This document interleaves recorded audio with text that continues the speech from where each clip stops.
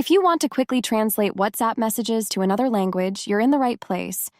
If you are messaging someone on WhatsApp with your iPhone and you want to quickly translate your messages into another language, or if the other person replies to your messages in a different language, let's learn how to translate these messages in the shortest way. First, open the WhatsApp application.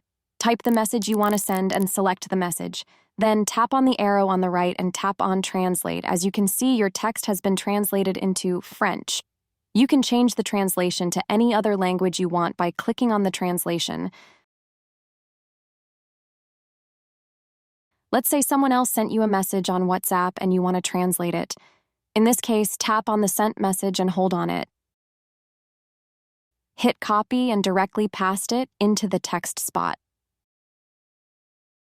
Then you can easily translate this text into any language you want in the same way. If this video was useful for you, please subscribe to the channel. See you next time.